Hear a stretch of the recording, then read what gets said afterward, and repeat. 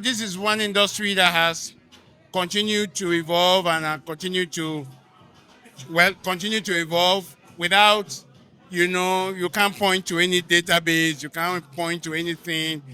You can't actually have a place where you can go to and say you want to source for crew, for professionals and all that.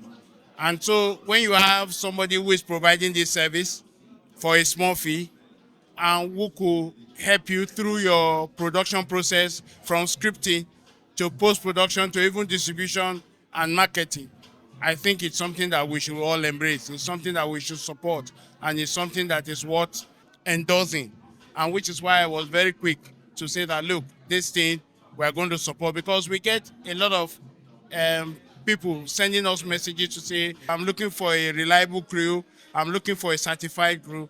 And so if there's a process where we could get people who are actually certified, not just people who just are not filmmakers, but they claim that they are filmmakers. But here, when you go on those databases, you find the works they have done, you have to read about them a bit, and then you find that, look, these people have actually worked. And then maybe with time, by the time you begin to see their rating, you will know that, oh, these people are people that you can work with and then you can rely upon. So we need this kind of database, and I'm very impressed with what I've seen. We need even more, not just what he's providing. We need even more. Data is very key.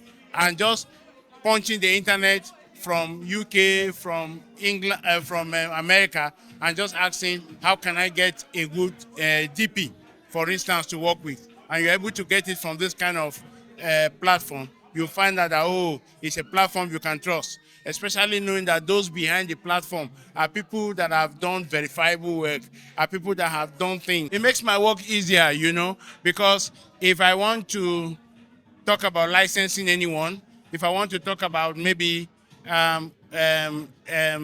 classifying a work, for instance, that somebody has done, and then you bring it to me and I see the credit lines, and I want to know, oh, is this a verified director? Is it a verified producer? And all that. I don't need to bother so much. I just go on the platform and I check. And I said, oh, this person is verified. Oh, this person is this. Then licensing becomes very easy for me. Classification becomes very easy for me.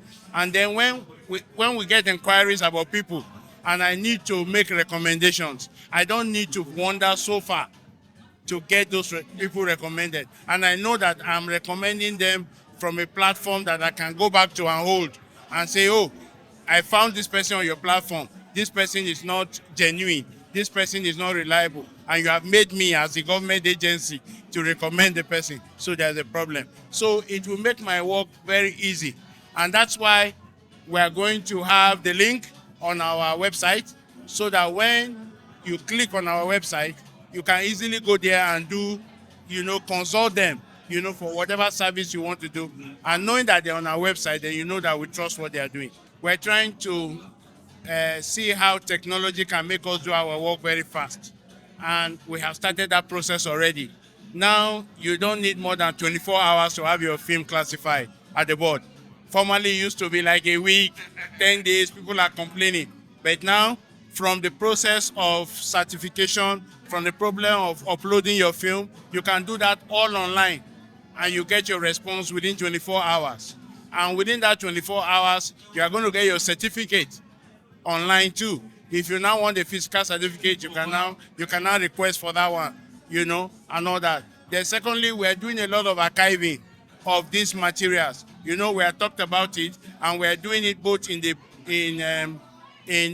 print form, and we're doing it also in putting those materials in a format that can be easily accessible, because some of them are on VHS, some of them are on CDs, and now we're talking more digital format. So we're doing that whole activity. These are films that are from 1994 to date, so we have quite a lot of work to do in that area. But we have gone like 40% since I came into office, and we're hoping to take it to about 70% before the end of the year. And then we're doing the documentation, like I told you, and into volumes, and we're going to have them in soft forms. And that's where we will now collaborate with a group like Nollywood, so that, we can also have what Niyi is doing this way for our films, on the internet. So we're doing so much, to make sure that we make it easier, for the filmmaker. to have their film classified. And if you remember, I've been using the word classification, not censorship. Yes, no, we don't do censorship. We do ratings, except if the film really need us to have another look at it, then we can now say, oh, this film impacts on national security.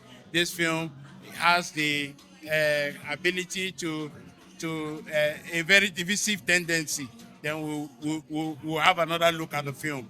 But otherwise, we do basically rating.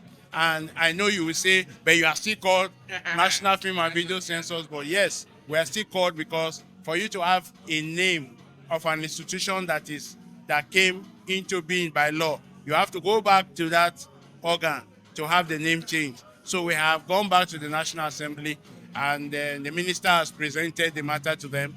Hopefully, by the end of the year or so, they'll come out with a new bill for us, and you have a new name. And then it will just be a classification and regulatory commission.